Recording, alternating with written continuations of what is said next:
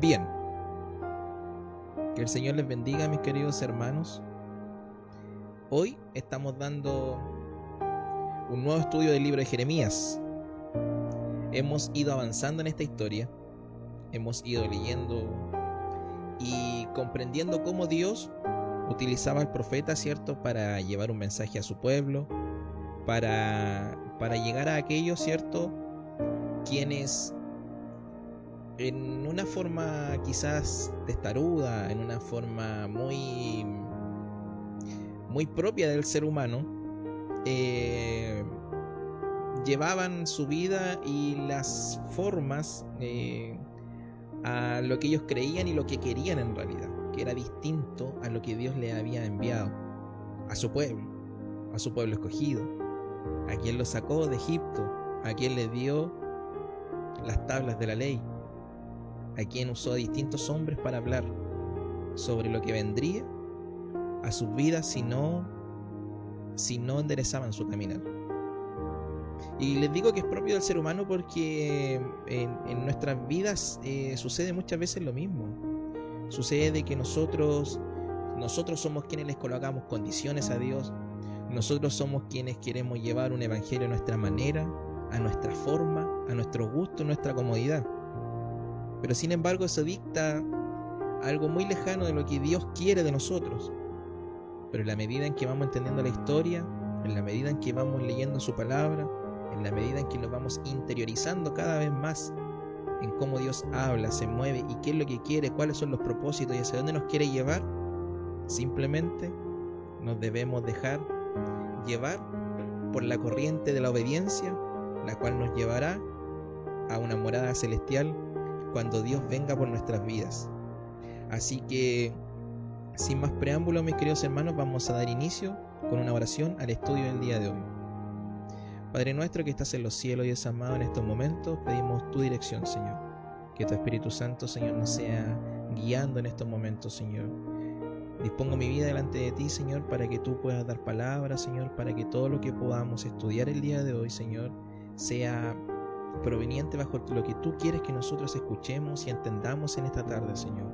Dejamos todo, Señor, y te pido que la vida de cada uno de mis hermanos que está conectado, Señor, tu Espíritu también le sea guiando y le sea dejando las palabras en su corazón para que las puedan analizar y poner en práctica, Señor. Pedimos tu bendición en el nombre de Jesús. Amén. Bien, el estudio del día de hoy comienza, vamos a leer desde el capítulo 36 al 39.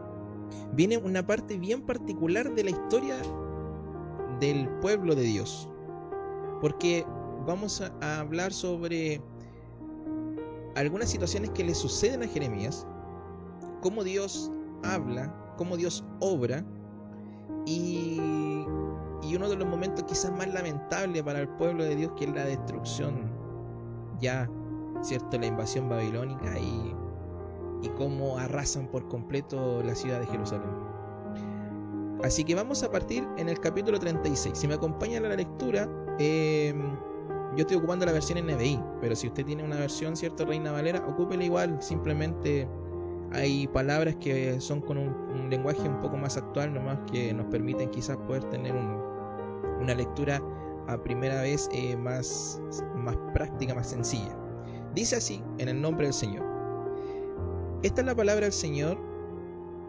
Esta palabra del Señor vino a Jeremías en el año 4 del rey Joacim, hijo de Josías y rey de Judá. Fíjense que aquí pasa algo bastante particular y lo mencionamos en el estudio del primer día, porque resulta que la escritura del libro de Jeremías está ordenada de manera temática.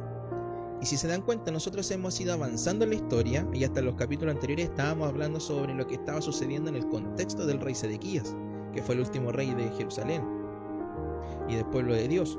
Y sin embargo aquí nos estamos posicionándonos nuevamente sobre el rey Joacim, ¿ya? Entonces, como que el libro de Jeremías tiene de repente estos contrastes que nos hace devolvernos un poquito en la historia. Pero sin embargo es importante porque en el hilo conductor del libro está bien posicionado para nosotros poder entender la voluntad del Señor y qué es lo que Él nos quiere hablar. Así que tiene esa particularidad, ¿cierto? Para que lo tengan en consideración y quizás no les cause duda por qué en estos momentos estamos hablando del rey Joacim cuando ya estábamos en el último reinado de Sedequías. Versículo 2. Toma un rollo y escribe en él todas las palabras que desde los tiempos de Josías, desde que comencé a hablarte hasta ahora, te he dicho acerca de Israel, de Judá y de todas las naciones.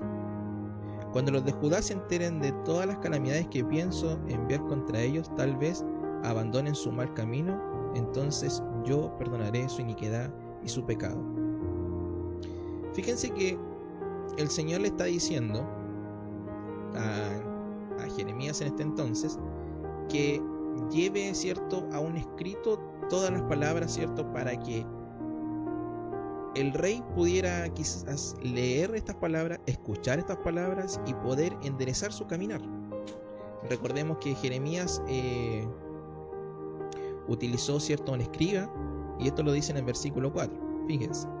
Jeremías llamó a Baruc, hijo de Nerías, mientras dictaba. Baruc escribía en el rollo todo lo que el Señor había dicho al profeta. Una pregunta que me surgió quizás fue: ¿por qué Jeremías, si él es el profeta y quien recibe las palabras del Señor, por qué necesita utilizar un escriba, por ejemplo? Y de repente podemos encontrar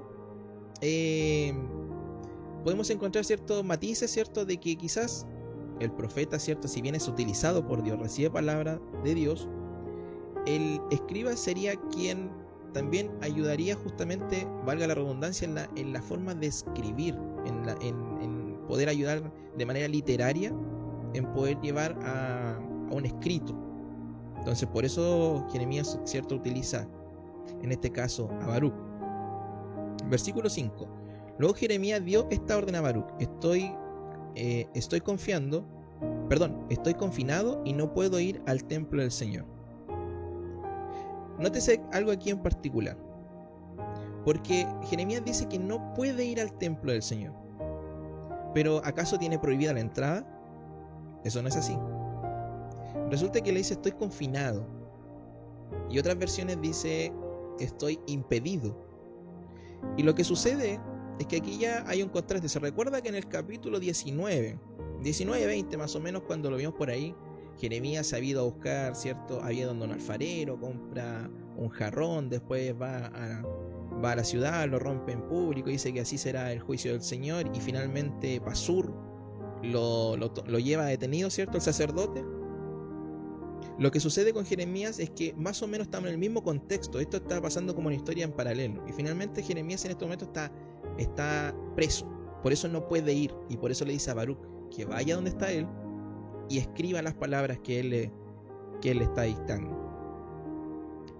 Versículo 6. Por tanto, ve al templo del Señor en el día de ayuno y lee a oídos del pueblo las palabras del Señor que te he dictado y que escribiste en el rollo. Léelas también a toda la gente de Judá que haya venido de sus ciudades. Fíjense que en esta parte del pasaje no nos da claramente cuál es la fiesta que se iba a celebrar. Ya, simplemente está hablando de que está el pueblo, y de hecho lo vamos a ver un poquito más abajo, estaba llamado a ser un día de ayuno. Y además vendrían personas desde otras ciudades. Entonces era un momento de alta convocatoria, en el cual Jeremías le está indicando a Baruc que vaya a dar lectura sobre lo que está escrito. ¿Y por qué razón? El versículo 7. A lo mejor su súplica llega a la presencia del Señor y cada uno se convierte de su mal camino. Ciertamente son terribles la ira y el furor con el que el Señor ha amenazado a este pueblo. Baruc, hijo de Nerías, hizo tal y como había ordenado el profeta Jeremías. Leyó en el templo del Señor las palabras escritas en el rollo. En el mes 9 del año 5 de Joacim, hijo de Josías y rey de Judá, todo el pueblo de Jerusalén y todos los que habían venido desde otras ciudades de Judá fueron convocados a ayunar delante del Señor, que es lo que le decía al principio. Baruc se dirigió al atrio superior del templo del Señor, a la entrada de la puerta nueva, y desde la sala de Gemarías, hijo de Safán, el cronista, leyó ante todo el pueblo el rollo que contenía las palabras de Jeremías. Aquí Baruc está llevando, ¿cierto?, el mensaje y el juicio que vendría de parte del Señor. Lo que simplemente está haciendo Baruch, está tomando, ¿cierto?, las lecturas que nosotros quizás ya hemos realizado, en donde le está indicando al pueblo que si no endereza su camino, si es que no se arrepiente de sus malas conductas, de que si no hay un cambio en sus corazones, era inminente el juicio que iba a venir del Señor, que iba a venir del norte, que iba a llegar un reinado, el cual de cierta manera iba a ser despiadado con ellos e iba a arrasar con todos. Y ese es el mensaje que se está entregando. Y fíjense entonces que en el versículo 12 dice así: entonces bajó, me quedé en el 11, me devuelvo. Micaías, hijo de Genarías y nieto de Safán, escuchó todas las palabras del Señor que estaban escritas en el rollo. Entonces bajó al palacio del rey, a la sala del cronista, donde estaban reunidos todos los oficiales, es decir, el cronista Elisama, Dalías, hijo de Semaías, el Natán, hijo de Acbor, Marías, hijo de Safán, Sedequías, hijo de Ananías, y todos los demás oficiales. Micaías contó todo lo que había escuchado de lo que Baruch había leído ante el pueblo. Miren, estaba reunido de cierta manera una plana mayor importante del reinado. El texto no nos dice claramente si estaban reunidos por una razón quizás política, una razón de alguna reunión en particular, o simplemente estaban en alguna celebración. Si el texto no lo dice, realmente no es lo importante el motivo por el que estaban reunidos. Lo que sucede es que entonces los oficiales, cuando escuchan esto, envían a Yehudí, hijo de Netanías, nieto de Selemías y bisnieto de Cusi, para que dijera a Baruch: toma el rollo que has leído ante el pueblo y ven. Baruch, hijo de Nerías, lo tomó y se presentó ante ellos. Entonces los oficiales dijeron: siéntate y léelo lo que está en el rollo. Baruch lo leyó ante ellos. Terminada la lectura, se miraron temerosos unos a otros y dijeron: tenemos que informar de todo esto al rey. En este grupo de personas que estaba escuchando, habían algunos que temían a Dios y habían otros que no. Habían algunos que sí creían en la palabra del Señor y habían otros que no. Pero sin embargo toman la decisión de que hay que poner al rey al corriente de lo que estaba sucediendo. Y le hacen una pregunta a Baruch. Le dicen: dinos, ¿cómo fue que escribiste todo esto? ¿Te lo dictó Jeremías? Sí, respondió Baruch. Él me lo dictó y yo lo escribí con tinta en el rollo. Entonces los oficiales dijeron a Baruch: tú y Jeremías vayan a esconderse, que nadie sepa dónde están.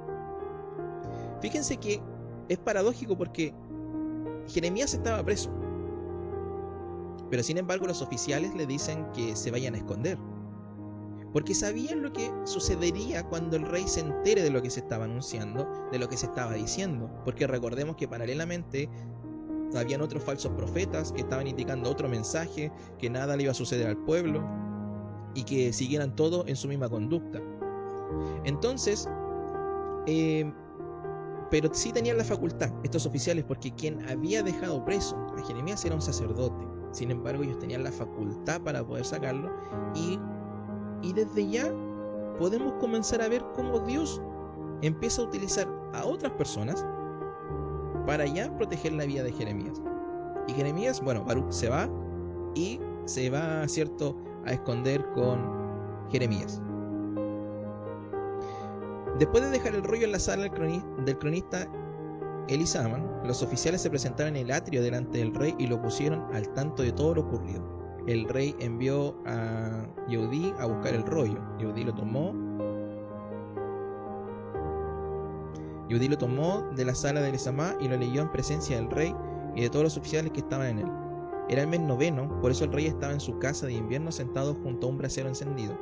A medida que Yehudí terminaba de leer 3 o 4 columnas, era realmente un libro extenso, el rey las cortaba con un estilete de escriba, o sea, con una pluma, y las echaba en el fuego del brasero. Así lo hizo con todo el rollo hasta que éste se consumió en el fuego. Ya vemos que la palabra del Señor, la primera actitud que tiene alguien que no cree en el Señor, es rechazar el mensaje. Porque la palabra es confrontacional, mis queridos hermanos. La palabra es un espejo. La palabra nos muestra quizás una realidad que nosotros no queremos ver. Nos muestra nuestras malas actitudes que nosotros queremos esconder. Nos evidencia aquellas cosas que nosotros ocultamos, pero sin embargo, para Dios nada hay oculto. Y en este caso, el rey estaba escuchando un mensaje que él no quería escuchar. Y sin embargo, toma esta decisión y rompe el rollo y lo quema, lo hace desaparecer.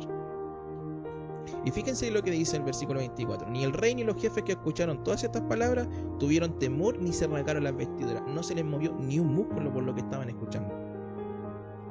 Y fíjense, como les decía, que entre ese grupo habían personas temerosas, porque en el versículo 25 nos dice: esto sucedió a pesar de que el Natán, Delaías y Gemarías habían suplicado al rey que no quemara el rollo, pero el rey no les hizo caso.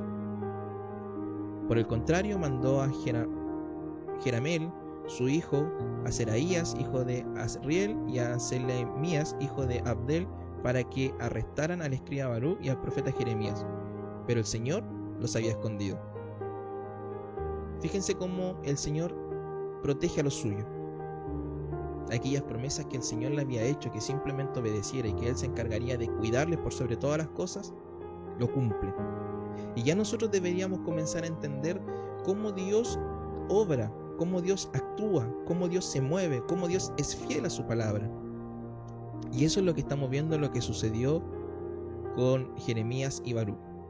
Y fíjense que luego de que el rey quemó el rollo con las palabras que Jeremías había dictado a Baruc, la palabra del Señor vino a Jeremías diciendo: toma otro rollo y escribe exactamente lo mismo que estaba escrito en el primer rollo quemado por Joacim, rey de Judá, y adviértele a Joacim que así dice el Señor: tú quemaste aquel rollo diciendo: ¿por qué has escrito en él? Con toda seguridad el rey de Babilonia vendrá a destruir esta tierra y borrar de ella a toda persona y animal. Por eso, así dice el Señor acerca de Joacim, rey de Judá: ninguno de sus descendientes ocupará el trono de David.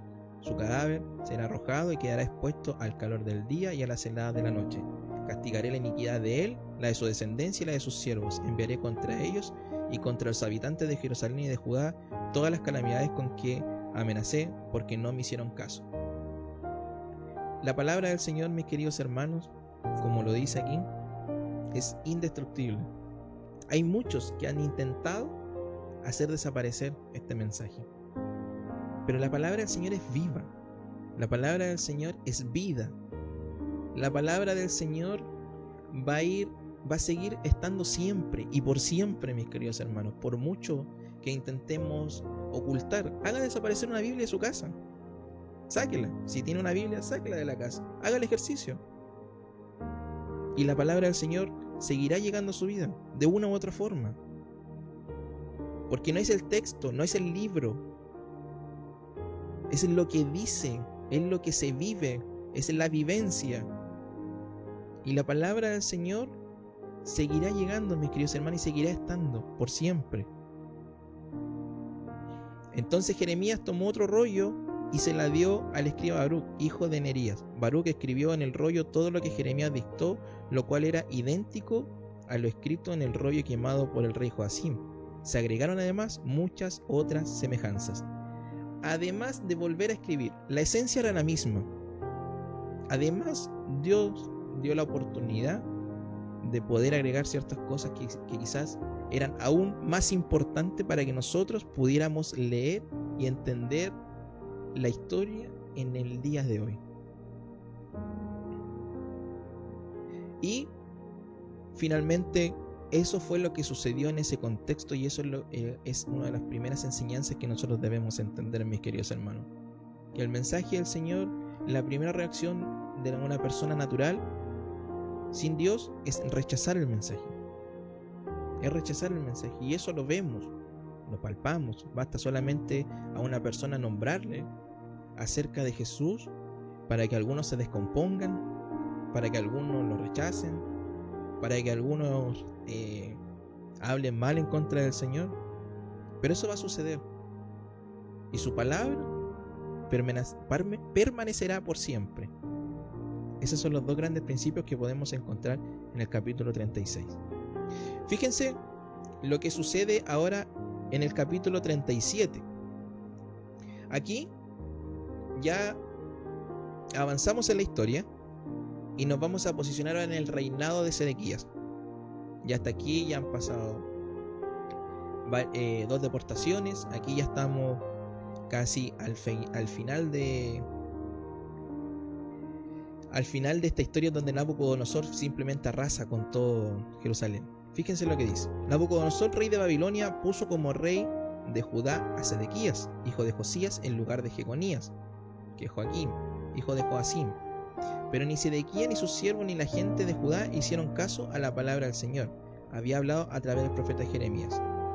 No obstante, el rey Sedequías envió a Jucal, hijo de Selemías, y al sacerdote Sofonías, hijo de Mesaías, a decirle al profeta Jeremías: ora por nosotros el Señor nuestro Dios.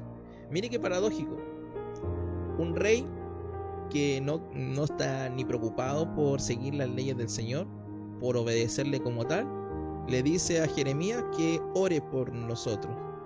Si se da cuenta, esa es una actitud muy similar a personas que no son creyentes, pero sin embargo se encomiendan a Dios, que Diosito ayúdanos, o algunos que también cuando pasan a ciertas calamidades, ¿cierto? ¿Y dónde está Dios? Pero sin embargo ni siquiera lo conocen, ni siquiera saben quién es, ni siquiera saben cómo se mueve, cómo se siente, cómo se comunica uno con el Señor. Y aquí el rey Sedequías estaba en la misma actitud. Mientras tanto, Jeremías se movía con total libertad entre la gente, pues todavía no lo habían encarcelado. Por otra parte, el ejército del faraón había salido de Egipto. Fíjense que el contexto que está sucediendo aquí es que la ciudad de Jerusalén estaba sitiada por los caldeos. Y viene desde Egipto saliendo, ¿cierto?, hacia dirección a Jerusalén, porque el rey Sedequías, que lo había puesto el rey Nabucodonosor, estaba también negociando con Egipto, y ellos iban en esa dirección. Y fíjense lo que sucede, porque esto es bien particular. Versículo 5. Por otra parte, el ejército del faraón había salido de Egipto cuando los babilonios que estaban sitiando a Jerusalén se enteraron de la noticia, emprendieron la retirada. Los babilonios, ¿qué hicieron? Se fueron. Pero fue una estrategia de guerra, el indicar como que posiblemente había miedo, posiblemente se vieron superados y hacen retirada. La palabra del Señor vino al profeta Jeremías: así es el Señor Dios de Israel, díganle al rey de Judá que los mandó a consultarme: el ejército del faraón que salió para apoyarlo se volverá a Egipto. O sea, ahora los egipcios, al ver que sucedió esto, que iban en una dirección, ven que el ejército babilónico, ¿cierto?, se retira, el ejército del faraón se devuelve. Pero sin embargo, Jeremías está advirtiendo lo siguiente: los babilonios regresarán para atacar esta ciudad, la capturarán y la incendiarán. O sea, y venía el caos total sobre Jerusalén. Así dice el Señor: no se hagan ilusiones creyendo que los babilonios se van a retirar. Se equivocan, no se van a retirar. Y aunque ustedes derrotan a todo el ejército babilonio y no solo quedarán en sus campamentos algunos hombres heridos, estos se levantarán e incendiarán esta ciudad.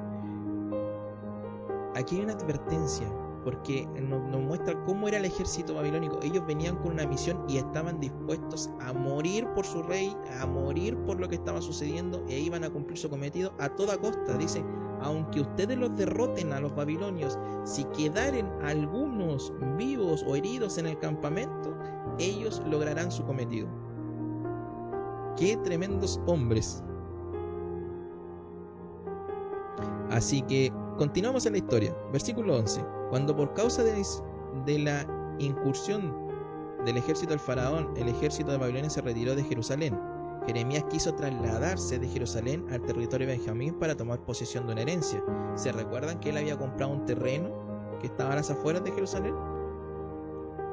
Pero fíjense que al llegar a la puerta de Benjamín, un capitán de la guardia llamado Irías, hijo de Selemías y nieto de Ananías, detuvo al profeta Jeremías y lo acusó. Estás por pasarte a los babilonios. Jeremías respondió, mentira, no voy a pasarme a los babilonios. Pero Irías no le hizo caso, sino que le detuvo y lo llevó ante los oficiales. Nuevamente Jeremías preso de una injusticia. Él simplemente iba a un terreno y lo acusaron falsamente de que él no se iba hacia donde los babilonios, que se iba a pasar hacia allá, y finalmente toman la decisión de arrestarlo. Pero no solamente eso, fíjese lo que dice el versículo 15. Estos estaban enfurecidos contra Jeremías, así que luego de golpearlo, en esta ocasión, además de detenerlo, recibe una golpiza injustamente. Muchas veces son el precio de obedecer al Señor. Pero no significa de que el Señor no esté con Jeremías. No significa de que Dios no le está respaldando. No significa de que Dios se ha alejado de él. Por el contrario, eran cosas que tenían que suceder, eran cosas necesarias. Muchas veces a nosotros nos parece, con nuestra mente no podemos entender el actuar del Señor, pero simplemente debemos obedecer. Porque si Dios dijo de que Él iba a cuidar de Jeremías, era porque lo iba a hacer.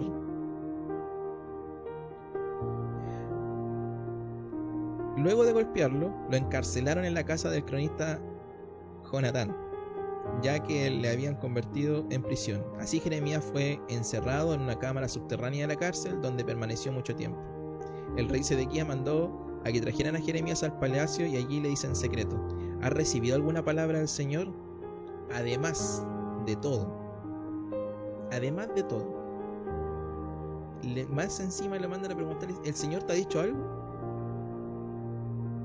Jeremías dice: sí, respondió Jeremías, usted será entregado en manos del rey de Babilonia. Y a su vez Jeremías preguntó al rey Sedequías: ¿qué crimen he cometido contra usted, o contra sus ministros, o este pueblo, para que me hayan encarcelado?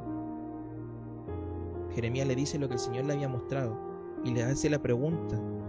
¿Me crees, hermano? Si no tiene gracia estar encarcelado, no tiene gracia.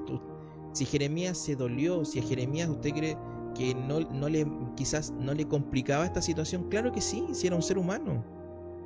Cualquiera que sufra golpes, cualquiera que sufra injusticia, va a pasar por esos estados en donde a lo mejor se va a molestar, se va a enojar, le va a doler y va a llorar. Jeremías no ha dejado de ser hombre.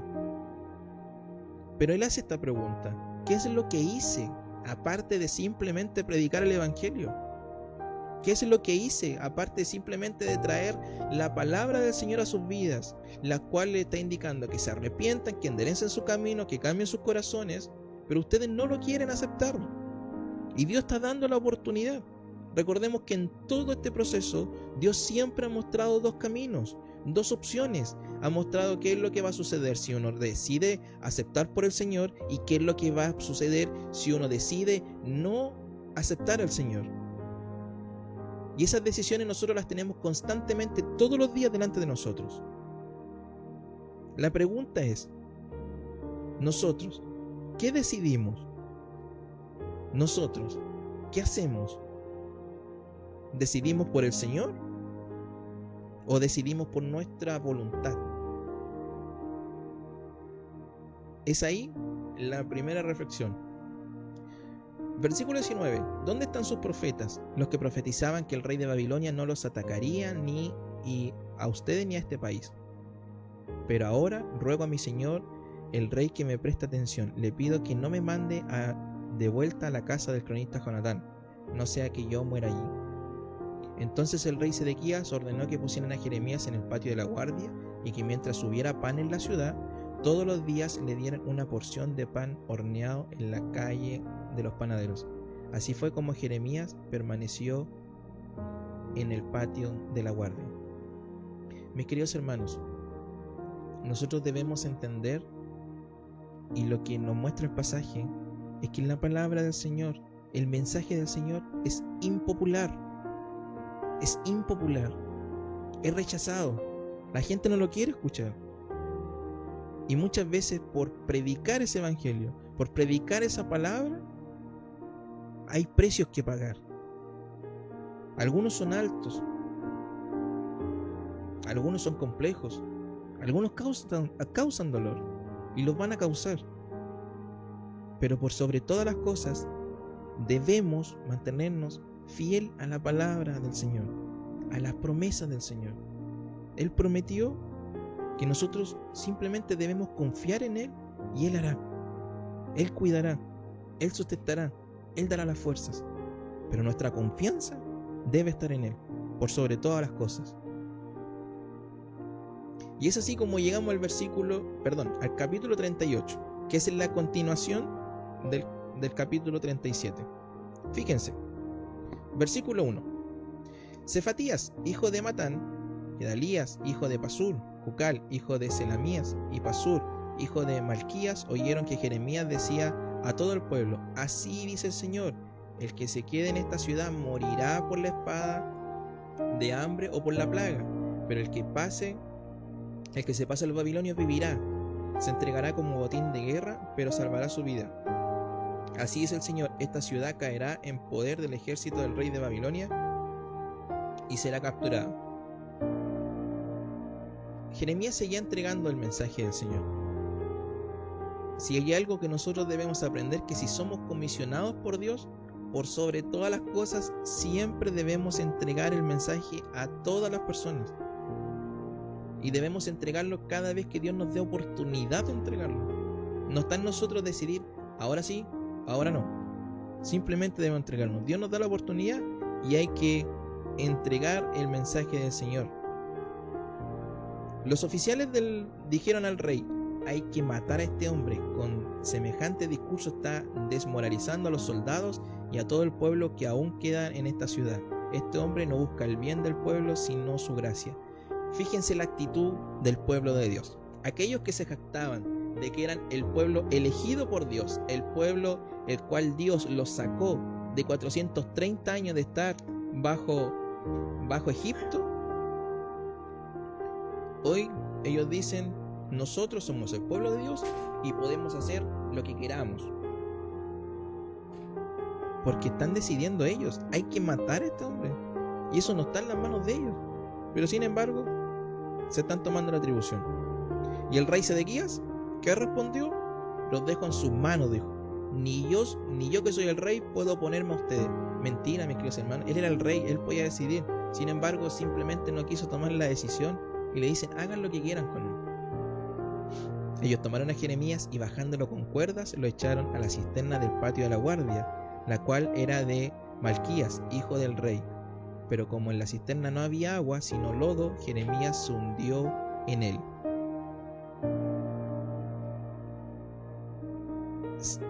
Qué complejo mantener la calma. Qué complejo es no desesperarse en ese proceso. Porque aparte de todo lo que ya le había sucedido a Jeremías, ahora estaba frente a frente, quizás, a la muerte. Sabiendo que no, ahí ya no había salida. Él no tenía cómo salir. Estaba en una cisterna, estaba en un lugar oscuro, se estaba hundiendo en el lodo. Y además no había nadie que lo fuera a ayudar. Y la promesa del Señor, ¿dónde queda? Dios dijo que lo iba a cuidar, Dios dijo que lo iba a proteger, Dios dijo que lo iba a ayudar. Y resulta que su propio pueblo es el que lo está queriendo matar. ¿Qué hace Jeremías entonces en ese momento? Simplemente le queda confiar en el Señor. Porque si él mira alrededor no tiene nada. Simplemente habían paredes, a lo mejor había oscuridad, y delante de él no hay nada. Pero aquí ya empieza un momento glorioso, mis queridos hermanos, que nosotros debemos tener en consideración de aquí en adelante. Fíjense, el cusita, Evet Melech, que era un etíope, o sea, un extranjero, funcionario de la casa real, se enteró de que habían echado a Jeremías en la cisterna. En cierta ocasión, cuando el rey estaba participando en una sesión frente al portón de Benjamín, Evet Melech salió del palacio real y dijo: mi rey y señor, estos hombres han actuado con maldad. Han arrojado a Jeremías en la cisterna, y allí se morirá de hambre, porque no hay pan en la ciudad. Entonces el rey ordenó al cusita Ebed-Melech: toma contigo 30 hombres y rescata de la cisterna al profeta Jeremías antes que se muera. Mis queridos hermanos, hermanas, no sé si usted está dimensionando lo que dice este pasaje, pero no habiendo nadie en el propio pueblo que le tendiera una mano a Jeremías, Dios está usando a un extranjero para salvar la vida de Jeremías. Qué tremendo, porque se abre una esperanza y una puerta donde parecía que era el final de todo, donde quizás Jeremías, a lo mejor en su humanidad, estaba pensando que hasta ahí había llegado, quizás ya le había entregado su vida al Señor, y sin embargo Dios dijo otra cosa. Ese no era el momento, y sin embargo Dios comienza a utilizar a personas, comienza a utilizar distintas personas para poder cumplir su propósito, y eso se va a cumplir sí o sí.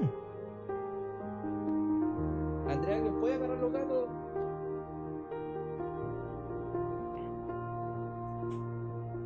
Entonces Ebed-Melech tomó consigo a los hombres, fue a la casa que estaba debajo de la tesorería del palacio real, y sacó de allí ropas, trapos viejos. Luego con una soga se los bajó a la cisterna de Jeremías. Ebed-Melech dijo a Jeremías: ponte estas ropas y trapos viejos debajo de tus brazos para protegerte de las sogas. Así lo hizo Jeremías. Los hombres tiraron de las sogas y lo sacaron de la cisterna, y Jeremías permaneció en el patio de la guardia. El rey Sedequías mandó que llevaran a Jeremías a la tercera entrada del templo del Señor, y allí le dijo: te voy a preguntar algo, por favor, no me oculten nada. Jeremías respondió a Sedequías: si yo respondo a su pregunta, lo más seguro es que me mate, y si le doy un consejo, no me va a hacer caso. Entonces Jeremías le decía: ¿para qué? ¿Para qué viene? Si lo que yo le digo no lo va a acatar, no lo va a aceptar, y si digo algo, otra cosa que no le parece, me va a matar. Entonces, ¿cuál es el sentido? Y sin embargo, en el versículo 16 dice: pero en secreto el rey Sedequías hizo este juramento a Jeremías: tan cierto como vive el Señor, que nos ha dado esta vida, no te mataré ni entregaré en manos de esos hombres que atentan contra tu vida. Jeremías dijo a Sedequías: así dice el Señor de los ejércitos, Dios de Israel: si se rinde ante los oficiales del rey de Babilonia, salvará su vida, esta ciudad no será incendiada, y usted y su familia vivirán. Un mensaje de esperanza, una instrucción la cual traería vida. Pero si no se rinde ante los oficiales del rey de Babilonia, la ciudad caerá bajo el poder de los babilonios, será incendiada y usted no tendrá escapatoria. El rey Sedequías respondió: yo tengo miedo de los judíos que se pasaron al bando de los babilonios. Recordemos que ya habían sido deportaciones, ya en un lote ya había salido, por ejemplo, Daniel y sus amigos, ya estaban allá. Entonces aquí es donde Sedequías está dando estas palabras, y Jeremías contestó: obedezca la voz del Señor que yo le estoy comunicando, y no caerá en manos de los babilonios. Nuevamente Jeremías está afirmando que obedecer al Señor siempre será la mejor decisión. Y fíjense lo que dicen: y así le irá bien a usted y salvará su vida. Pero si se niega a rendirse, esta es la palabra que el Señor me ha revelado: todas las mujeres que aún quedan en el palacio del rey de Judá serán entregadas a los oficiales reyes de Babilonia. Ellas mismas lo echarán en cara. Tus amigos más confiables te han engañado, te han vencido, tienen los pies hundidos en el fango, pues tus amigos te dieron la espalda. Todas sus mujeres y sus hijos serán entregados a los babilonios. Usted no podrá escapar, sino que caerá bajo el poder del rey de Babilonia, y la ciudad será incendiada. Sedequías contestó a Jeremías: que nadie se entere de estas palabras, pues de lo contrario morirás. Si los oficiales se enteran de que yo hablé contigo y vienen y te dicen: dinos ya lo que has informado al rey y lo que él te dijo, no nos oculten nada, pues de lo contrario te mataremos, tú les dirás: vine a suplicarle al rey que no me mandara de vuelta a la casa de Jonatán a morir allí. Y así fue, todos los oficiales vinieron a él a interrogar a Jeremías, pero él contestó de acuerdo a lo que el rey le había ordenado. Entonces lo dejaron tranquilo porque nadie había escuchado la conversación y Jeremías se quedó en el patio de la guardia en el día en que Jerusalén fue capturada. Y es así como llegamos al capítulo 39. Para poder entender el contexto completo, porque esta sección no la vamos a estudiar en esta ocasión, pero es hasta el capítulo 44, en donde vamos a ver todo esto, es una continuación. Y dice así: en el mes 10º del año 9 del reinado de Sedequías en Judá, el rey de Nabucodonosor, rey de Babilonia, y todo su ejército marcharon contra Jerusalén y la sitiaron. En el día 9 del mes 4 del año 11 del reinado de Sedequías, abrieron una brecha en el muro de la ciudad, por la que entraron todos los oficiales del rey de Babilonia a instalarse en la puerta central. Nergal Sarecer de Samgar, Nebo Sarsekim, un oficial principal, Nergal Sarecer, también un alto funcionario, y todos los demás oficiales del rey de Babilonia. Fíjese algo particular, para que lo deje anotado y apuntado. Esto es bastante interesante. Los nombres que aparecen aquí no son nombres propios, son cargos.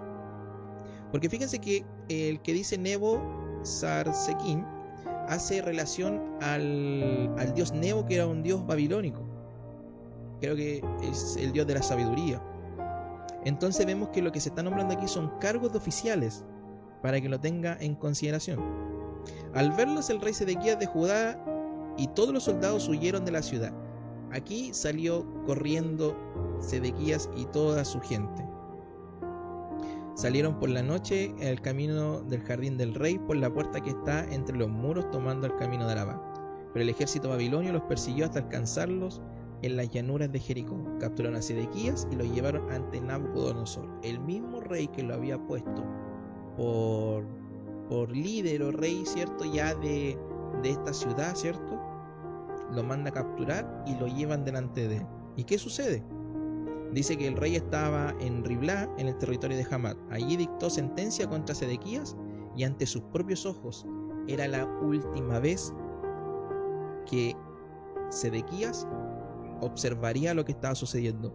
Esto fue, mis queridos hermanos, y es muy importante. Por eso no lo quería saltar. Es muy importante. Fíjese qué es lo que vio por última vez los ojos del rey Sedequías, producto de su desobediencia.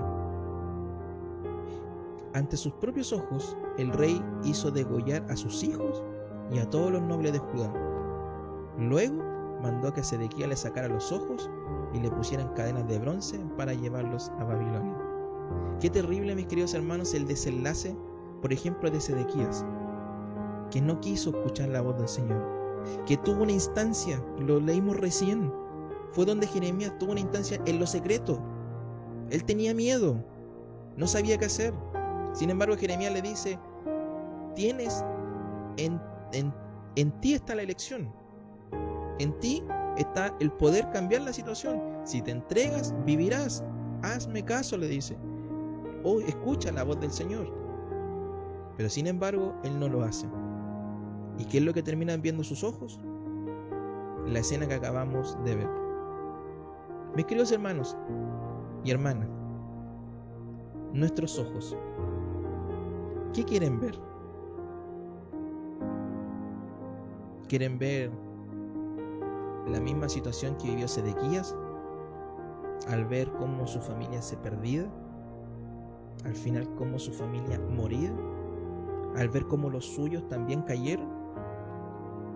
¿O nuestros ojos quieren ver a nuestras familias, nuestros hijos, nuestras esposas, nuestros esposos, nuestro entorno, glorificando y alabando al Señor, creyendo en la promesa de que Él un día vendrá por su pueblo y estaremos todos juntos entonando alabanzas y exaltándole por la eternidad?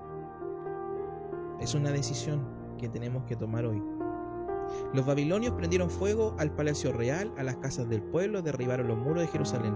Finalmente Nabuzaradán, comandante de la guardia, llevó cautivos a Babilonia tanto al resto de la población como a los desertores, es decir, a todos los que quedaban. Nabuzaradán, comandante de la guardia, solo dejó en el territorio de Judá a algunos de los más pobres, que no poseían nada. En aquel día les asignó campos y viñedos. Hay gente que quedó, simplemente los dejaron porque ya el terreno por sí solo no valía nada. Ellos se llevaron a las personas, a los hombres jóvenes y más fuertes, quienes podían aportar para el reinado de Babilonia y hacerlo crecer. Pero ya la destrucción había venido por completo. Versículo 11. En cuanto a Jeremías, el rey Nabucodonosor de Babilonia había dado la siguiente orden a Nabuzaradán, el comandante de la guardia: vigílalo bien, sin hacerle ningún daño, y haz con él como él mismo te diga. Nabuzaradán, comandante de la guardia, Nabuzazban, un oficial principal, Nergal-Sarecer, un alto funcionario, y todos los demás oficiales del rey de Babilonia mandaron sacar a Jeremías del patio de la guardia. Se lo confiaron a Gedalías, hijo de Ahicam y nieto de Safán, para que lo llevaran de vuelta a casas. Así Jeremías se quedó a vivir en medio del pueblo. Qué tremendo, nuevamente, mis queridos hermanos, lo que el pasaje nos muestra en esta noche. Para cumplir su propósito, ahora, para cuidar de Jeremías, Dios está utilizando al reinado que vino a destruir, para cuidar de la vida de Jeremías. Mis queridos hermanos, debemos entender que por mucho que las situaciones nos parezcan complejas, por mucho que veamos que las situaciones no van para ningún lado, por más que nos preocupemos porque la situación actual país quizás es muy compleja, estamos muy dudosos de lo que está haciendo el gobierno, de lo que está haciendo cada situación que está ocurriendo, si sube los impuestos, si X y X. Mis queridos hermanos, si Dios dijo que nos iba a cuidar, lo va a hacer por sobre todas las cosas. No está en nosotros preocuparnos, no está en nosotros simplemente confiar y obedecer en el Señor. Y lo estamos viendo a través de la vida de Jeremías. Versículo 15. Y aún estaba Jeremías preso en el patio de la guardia cuando la palabra del Señor vino a él: ve y dile a Bet-Melech el Cusita, ¿se recuerda? Que así dice el Señor de los ejércitos, el Dios de Israel: voy a cumplir las palabras que anuncié contra esta ciudad, para mal y no para bien. En aquel día tú serás testigo de todo esto. Pero en ese mismo día yo te rescataré, afirma el Señor, y no caerás en las manos de los hombres que temes. Todo trae una recompensa a su tiempo. Este extranjero, quien se compadeció, quizás temeroso del Señor, que abogó para poder rescatar la vida de Jeremías, Dios le trae su recompensa. Mis queridos hermanos, nosotros debemos entender que nuestro trabajo, y no es el enfoque que entendamos que va a ser retribuido, pero debemos entender que Dios es justo y Dios a su tiempo da la recompensa. No debemos desesperarnos, no debemos caer en estas situaciones, porque fíjense lo que dice el Señor: porque yo te libraré, afirma el Señor. Es tremendo cuando veía el final de toda esta historia de los 4 capítulos que leemos el día de hoy. Es tremendo lo que nos deja la enseñanza de cada pasaje. Porque acá el Señor dice: yo te libraré, yo te sustentaré, yo estaré contigo, simplemente tienes que confiar y obedecer. Y así lo dice el versículo 18, porque dice: y no caerás a filo de espada, antes bien, tu vida será botín, porque has confiado en mí. Qué tremendo, mis queridos hermanos. El llamado que nos hace Dios en esta noche y a través de este estudio es a confiar en Él. A confiar en Él por sobre todas las cosas. ¿Nos parece complicado? ¿Nos parece difícil? ¿Nos parece imposible? Pero Dios dice que Él nos librará, que Él nos cuidará, que Él nos sustentará, de que Él levantará recursos donde no los hay, de que Él abrirá puertas de trabajo cuando parece difícil, de que Él por sobre todas las cosas siempre seguirá siendo Dios, hasta su venida, cuando venga por su pueblo y lo lleve, ¿cierto? Y nosotros confiemos en esa promesa de que Él vendrá un día por su pueblo. Tomémoslas, vivámoslas, porque Dios vendrá y tendremos la maravillosa oportunidad de poder verle y adorarle por la eternidad. Mis queridos hermanos, así es como hemos llegado al final de este estudio. Es un llamado a la confianza en el Señor, a las promesas del Señor. Es un llamado a entender que por sobre todas las cosas, Él jamás va a descuidar de lo suyo. Las situaciones nos mostrarán algo distinto. Las situaciones diarias nos mostrarán algo completamente adverso. Nos harán dudar. Si no estamos firmes en Cristo, podemos caer. Vamos a llegar quizás a las situaciones como desencadenó Sedequías. Pero sin embargo, el Señor nos llama a tener la convicción de Jeremías y la fe de este extranjero que, a pesar de su miedo, Dios igual se encargó de recompensar lo que Él hizo por lo suyo. Practiquemos la justicia, mis queridos hermanos, practiquemos la obediencia, porque a eso es lo que nos llama el Señor en esta noche. Oramos para dar término al estudio. Padre nuestro que estás en los cielos, Dios amado, vamos delante de tu presencia, Señor. Gracias, Señor. Gracias por haber podido leer hoy día tu palabra, Señor, haber podido profundizar un poco más en lo que dice, en lo que tú nos dejaste, Señor, para poder aprender más de ti. Dios amado, muchas gracias porque hoy día tú nos demuestras que simplemente debemos confiar por sobre todas las cosas, Señor.